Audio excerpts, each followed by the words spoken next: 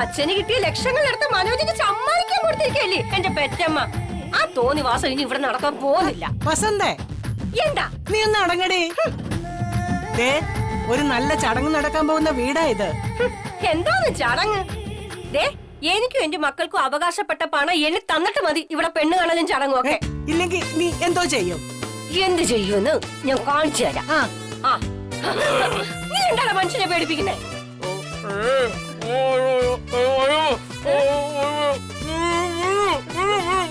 എന്നോട് മിണ്ടലെന്ന് പറയുന്ന നിനക്ക് എന്താണ് അവകാശം? എന്റെ വീട്ടിൽ എനിക്ക് തോന്നുന്നതൊക്കെ ഞാൻ ചെയ്യും. നീ എന്താ എന്നെ അങ്ങ് മൂക്കി കയറ്റുവോ?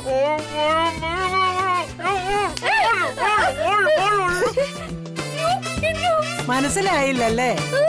നാവടക്കി നിന്നില്ലെങ്കിലേ വായ തുറക്കാനാവാതെ പ്ലാസ്റ്റർ ഒട്ടിച്ച് മൂലയെ പിടിച്ച് കെട്ടിയിടുമെന്നാ ഇവൻ പറഞ്ഞു. എവിടുന്ന വലിന് കേട് വന്ന് നിനക്ക് ഇത്രയ്ക്ക് നിൽക്കാനോ? നിന്നെ ഞാൻ കാണിച്ചു തരാടാ. അച്ഛാ, അച്ഛൻ കണ്ടില്ലേ ഇവന്റെ തോന്നിവാസം? എന്റെ വായിന്റെ പ്ലാസ്റ്റർ ഒട്ടിച്ച് എന്നെ മൂലയ്ക്ക് കെട്ടിയിടുമെന്ന്. അതിനുള്ള അധികാരം ഇവന് കൊടുത്തത് അച്ഛനാണോ? മര്യാദക്ക് നിന്നോണം. നാക്കുള്ളവര് തോറ്റെടുത്തേ, നാക്കില്ലാത്തവൻ നേടി.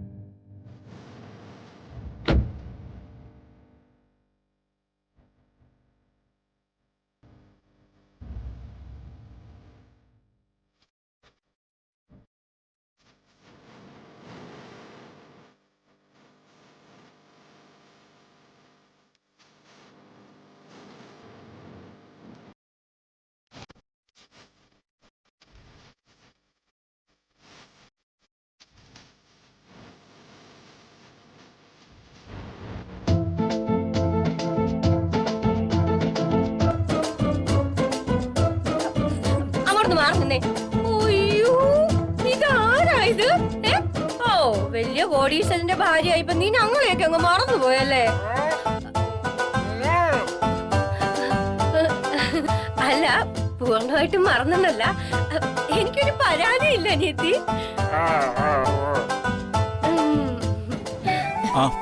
നിങ്ങൾ എന്നെ അകത്തേക്ക് ഇരിക്കുക, അവര് വരാൻ സമയാവുന്നു.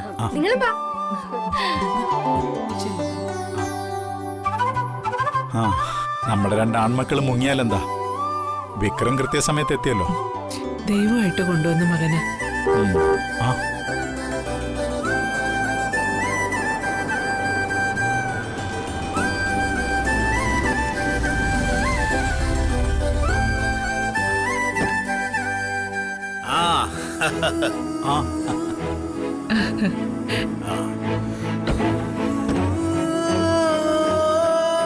ഇറങ്ങോ സുഭദ്രാമേ.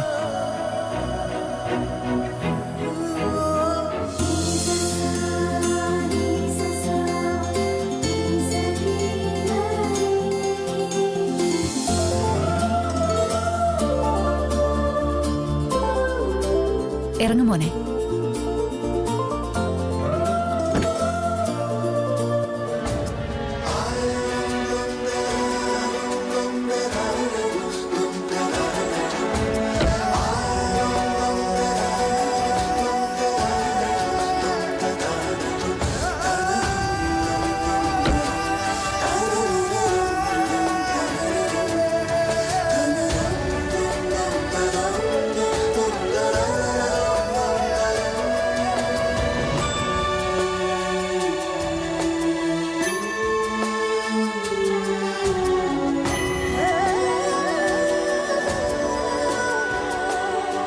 നമസ്കാരം. നമസ്കാരം.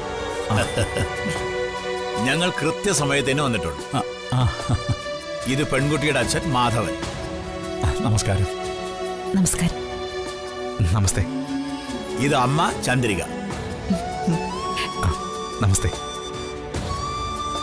ഇതാണ് സുഭദ്ര. മാളിക വീട്ടിൽ സുഭദ്ര എന്ന് പറയുന്നതായിരിക്കും നല്ലത്. ഇത് സുഭദ്രയുടെ ഒരേ ഒരു മകൻ ഗൗതം. അതെ.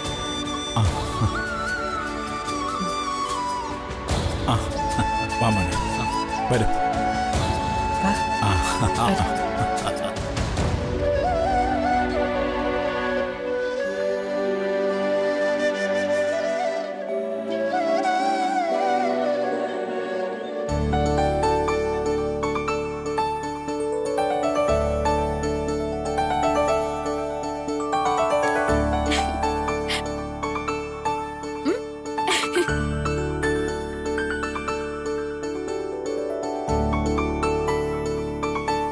നന്നായിട്ടുണ്ടോ വന്ദനമ്മേ? വളരെ നന്നായിട്ടുണ്ട്. കണ്ണും പിരികൊന്നും എഴുതിയില്ലെങ്കിലും വന്ദനമ്മ സുന്ദരിയാ. എല്ലാവർക്കും ഇഷ്ടപ്പെടും. അയ്യോ മതി. അതെ, പുതുപ്പെണ്ണിന്റെ ഒരുക്കം ഭംഗിയായി. ഇനി ദീമോൾ ഒരുങ്ങാൻ നോക്ക്. അത് വേണ്ട. അതെന്താ? ഞാൻ ഒരുങ്ങി നിന്ന പെണ്ണ് മാറിപ്പോന്ന അച്ഛമ്മ പറഞ്ഞത്. മനസ്സിലായില്ല. പെണ്ണാണ് വരുന്ന ചെക്കന് വന്ദനമ്മേ വേണ്ട, ദിയമോളെ മതിയെന്ന് പറയും. അമ്പടി കാന്താരി. അമ്പടി കാന്താരിയല്ല, അമ്പടി ജിഞ്ചിണ്ടാക്കടി.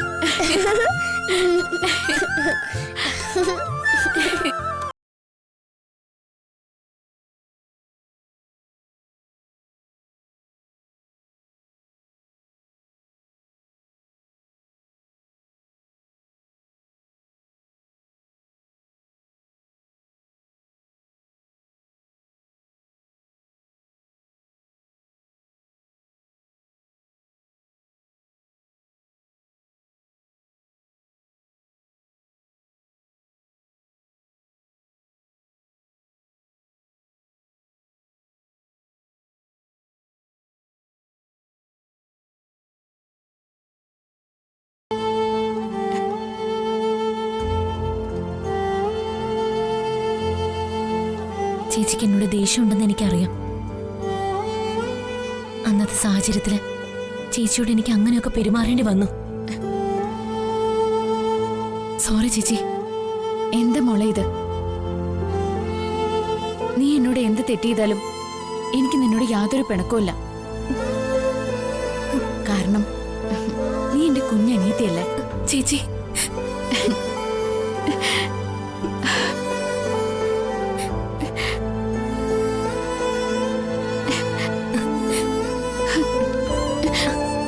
ഇവിടെ ഒരാളുള്ള കാര്യം വർഷാന്റി മറന്നു. മറന്നിട്ടൊന്നുമില്ല എന്റെ ദിയമോളെ. അയ്യോ വേണ്ട വേണ്ട, കെട്ടിപ്പിടുത്ത ഉമ്മ അപ്പൊന്നും വേണ്ട. എന്റെ മേക്കപ്പ് ഒക്കെ നാശാവും. മനസ്സിലായില്ലേ? ദീമോളാണ് എന്റെ ബ്യൂട്ടീഷ്യൻ, അവളുടെ സെൽഫും. അയ്യോ അത് ഞാൻ അറിഞ്ഞില്ല. ബ്യൂട്ടീഷ്യൻ തകർത്തിട്ടുണ്ട്. കൺഗ്രാറ്റുലേഷൻസ്. Thank you. പെണ്ണുകാണൽ ചടങ്ങിന് ചേച്ചി സമ്മതിച്ചെന്ന് എനിക്കിപ്പോഴും അങ്ങോട്ട് വിശ്വസിക്കാൻ കഴിയുന്നില്ല. ചേച്ചിക്ക് ഒരു കുടുംബജീവിതം വേണമെന്ന് സ്വയം തീരുമാനിച്ചത് നന്നായി. വിവാഹം നടക്കുവോ ഇല്ലയോ എന്നുള്ള ചിന്തയൊന്നും എന്നെ അലട്ടുന്നില്ല. കുറച്ചു നേരമെങ്കിലും അച്ഛനമ്മമാരുടെ ഉള്ളു തുറന്ന് സന്തോഷിക്കുന്നത് കാണാലോ, അത്രയും ഞാൻ ഉദ്ദേശിച്ചുള്ളൂ. എല്ലാ തിരക്കുകളും മാറ്റിവെച്ച് വിക്രമേട്ടന് വന്നിട്ടുണ്ട്.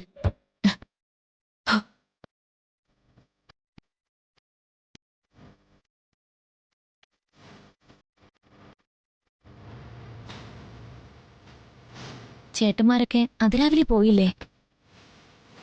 ഒരു സഹോദരന്റെ സ്ഥാനത്ത് നിൽക്കാനാ അച്ഛൻ ഏട്ടനെ ക്ഷണിച്ചിരിക്കുന്നേ. ആ ക്ഷണത്തിന് വില കൽപ്പിച്ച ഏട്ടൻ വന്നിരിക്കുന്നേ. ചേച്ചിയെ സ്വന്തം സഹോദരിയായിട്ടാ ഏട്ടൻ ഇപ്പോഴും കാണുന്നത്. ആ ആത്മാർത്ഥതയെ എനിക്കൊട്ടും സംശയമില്ല. ചേച്ചിക്കും അതുണ്ടാവരുത്.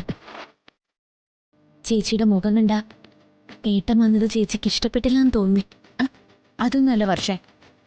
വിക്രമനെ പോലെ തിരക്കുള്ള ഒരാളിനെ എന്തിനു വെറുതെ ബുദ്ധിമുട്ടിക്കുന്നത്? അതൊന്നും സാരമില്ല ചേച്ചി.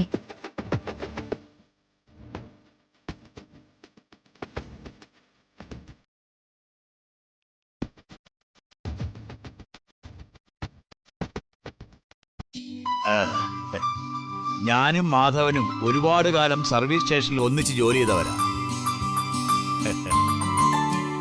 ഞങ്ങളുടെ ചങ്ങാത്തം നാട്ടിൽ മുഴുവൻ പ്രസിദ്ധ.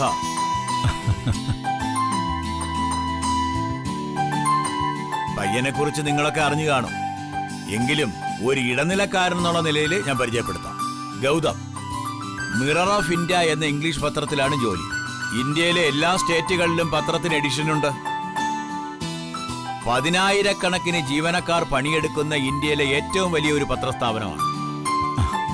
Head office New Delhi. പത്രത്തിന്റെ കേരള സ്റ്റേറ്റ് ചീഫ് റിപ്പോർട്ടറാണ് ഗൗതം.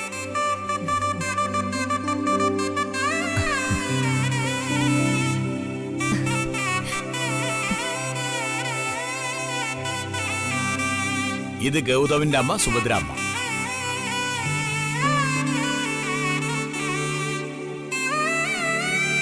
ഗൗതമിന്റെ അച്ഛൻ മരിച്ചുപോയി.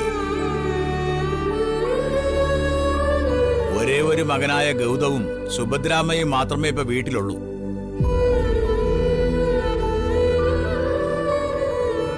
ഇനി തന്റെ കുടുംബാംഗങ്ങളെയൊക്കെ ഒന്ന് പരിചയപ്പെടുത്ത്. എന്റെ അമ്മയും ഞാനും ഭാര്യയും 5 മക്കളും അടങ്ങുന്നതാണ് എന്റെ കുടുംബം. ഇതെന്റെ അമ്മ സരോജിനി. ആ ഇതെന്റെ ഭാര്യ ചന്ദ്രിക. ഗ്രഹഭരണം തന്നെയാ. ഇതെന്റെ മൂത്ത മകള് വസന്ത. 2 മക്കളോടൊപ്പം ഭർത്താവിന്റെ വീട്ടിലെ താമസം. അതെ, മൂത്ത മോളല്ല, ഇവിടുത്തെ കുട്ടികളുടെ ഒക്കെ അമ്മയാണ് ഞാൻ. അത്രയ്ക്ക് നോക്കിയും കണ്ടും കഷ്ടപ്പെട്ടുവാ ഞാൻ ഇവരെയൊക്കെ വളർത്തിയത്. കല്യാണ പെണ്ണായ വന്ദനെ നിലത്ത് വെക്കാനാ ഞാൻ കൊണ്ടു നടന്നിട്ടുള്ളത്. അതൊക്കെ പറയുമ്പോ ആ ഇത് ഏറ്റവും ഇളയ മകള് വർഷ. വർഷയുടെ ഭർത്താവ് വിക്രം. വിക്രമിനെയും ഞങ്ങളുടെ മക്കളുടെ കൂട്ടത്തിലാണ് കൂട്ടിയിരിക്കുന്നത്.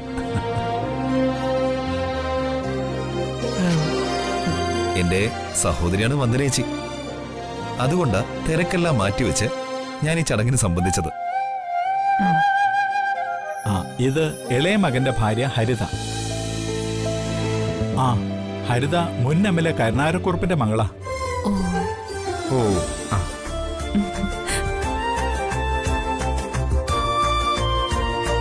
അമ്മ എന്താ നോക്കുന്നേ? പെൺകുട്ടിക്ക് 2 സഹോദരന്മാരുണ്ടെന്ന് പറഞ്ഞിട്ട് അവരൊന്നും കാണുന്നില്ലല്ലോ.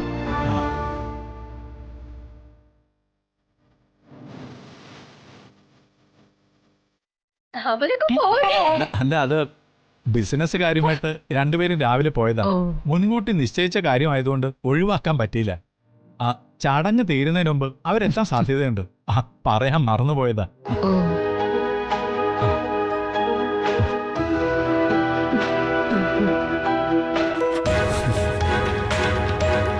നിങ്ങൾക്ക് കാണേണ്ടത് 2 സഹോദരന്മാരെയല്ലേ?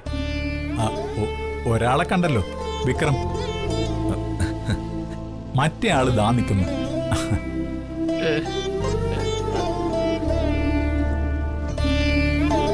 എടുത്തു വളർത്തിയതാ. ഗൗതം വിക്രമിനെ കുറച്ചുകൂടെ വിശദമായി പരിചയപ്പെടേണ്ടതുണ്ട്. വിക്രം ഗ്രൂപ്പ് ഓഫ് ഫാർമസ്യൂട്ടിക്കൽസിന്റെ MD ആണ് വിക്രം. ഓ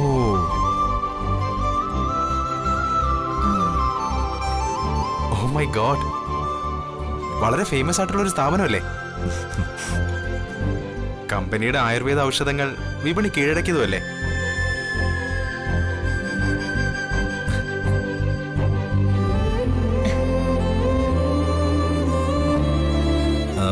മിറർ ഓഫ് ഇന്ത്യ പത്രത്തെക്കുറിച്ച് ഞാനും കേട്ടിട്ടുണ്ട്.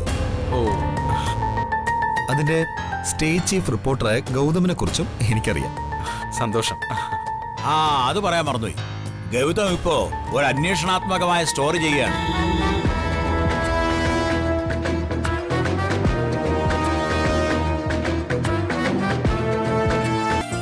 അടുത്ത ആഴ്ച മുതൽ വന്നു തുടങ്ങും.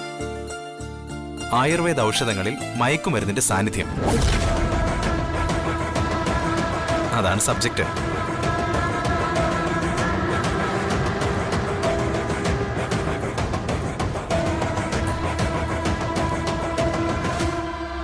അതിന് വിക്രമിന്റെ ചില വിലപ്പെട്ട നിർദ്ദേശങ്ങൾ എനിക്ക് ആവശ്യമായി വരും.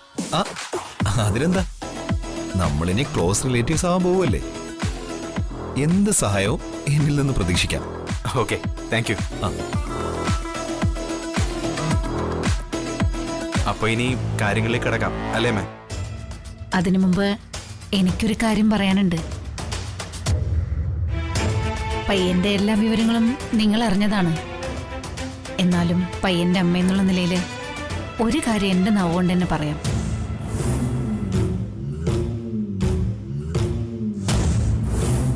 ഇവൻ ഒരു വിവാഹം കഴിച്ചതാണ്.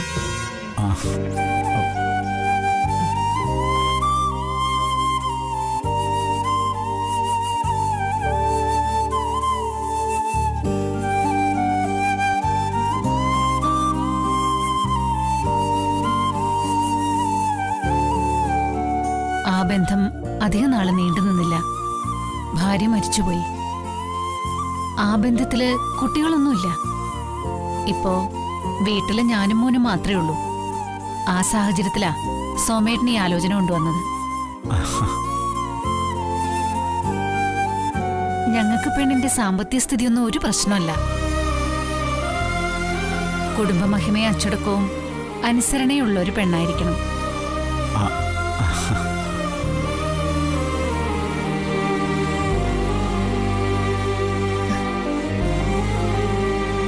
വന്ദന അത്തരത്തിലുള്ള ഒരു പെൺകുട്ടിയാണെന്ന് സോമേട്ടന്റെ വാക്കുകളിൽ നിന്ന് ഞങ്ങൾക്ക് വിശ്വാസമുണ്ട്. എന്നാ ഇനിയിപ്പോ കാര്യങ്ങളൊക്കെ നമുക്ക് മുന്നോട്ട് നീക്കാം അല്ലേ? ആവാം.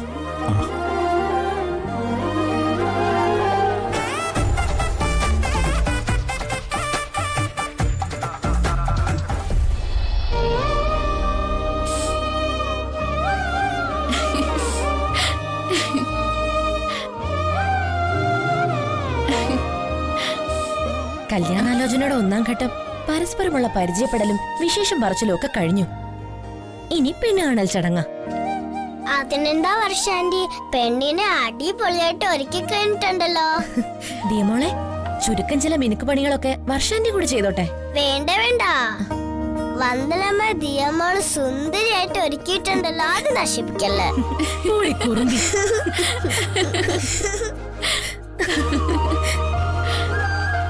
കല്യാണ പെണ്ണായ അമ്മയെ മോള് തന്നെ ഒരുക്കുന്നത് ആദ്യമായിട്ട് കാണുക. അല്ല, ചേച്ചിക്കെന്താ ഒരു താല്പര്യക്കുറവ്? ചേച്ചി നല്ല പയ്യൻ, സംസ്കാരവും വിവരവും ഉള്ള ഒരമ്മ. വേറെ ബന്ധുക്കളെന്ന് പറയാൻ ആരുമില്ല.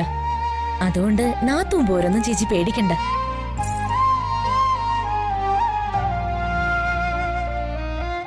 മിറർ ഓഫ് ഇന്ത്യ പത്രത്തിന്റെ കേരള ചീഫാ ഗൗതം. ചുരുങ്ങിയത് 1.5 ലക്ഷം രൂപയെങ്കിലും ശമ്പളം കാണും.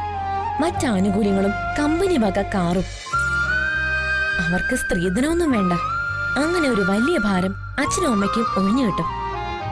ഈ ബന്ധം നടന്നു കിട്ടണേന്നാ എന്റെ പ്രാർത്ഥന.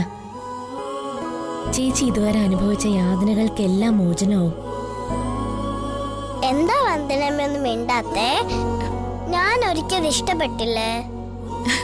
പിന്നെ ഒത്തിരി ഇഷ്ടായി. സന്തോഷം കൊണ്ടാ വന്ദനമ്മ ഒന്നും മിണ്ടാത്തെ.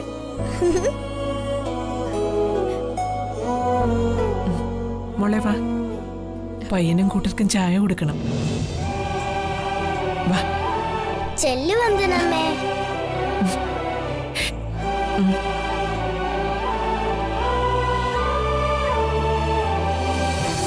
മോളെന്താ നിന്ന് കളഞ്ഞേ? വന്ദനാമ്മയുടെ പയ്യനെ കാണണ്ടേ? കാണണം. എന്നാ വാ.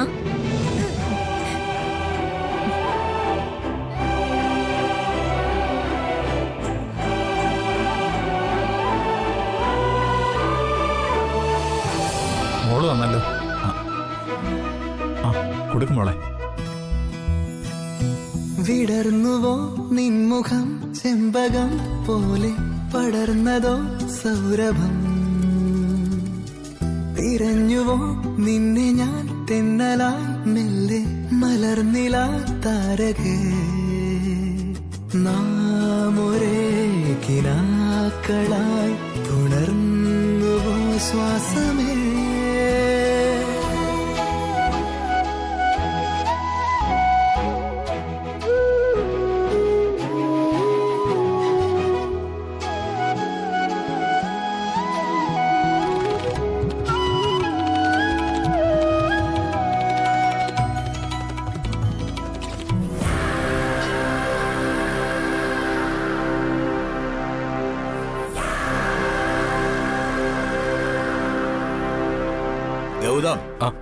പെൺകുട്ടിയെ നേരെ ഒന്ന് കണ്ടോളൂ.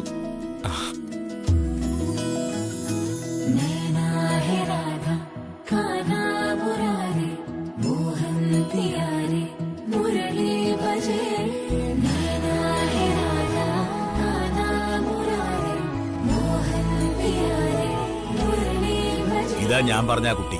എന്താ മോളുടെ പേര്? ദിയ. മോളിങ്ങ അടുത്ത് വന്നേ.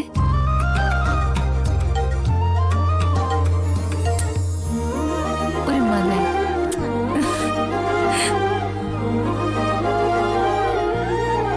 എല്ലാവർക്കും എല്ലാ കാര്യങ്ങളും പരസ്പരം അറിയാം.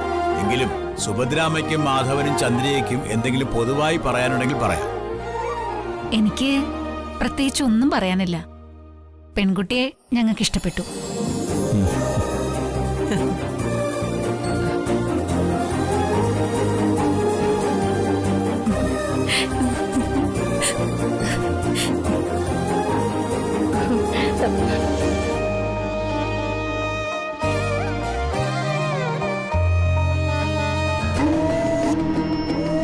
കല്യാണം കഴിയുമ്പോഴേ ദിയമോളുടെ കാര്യം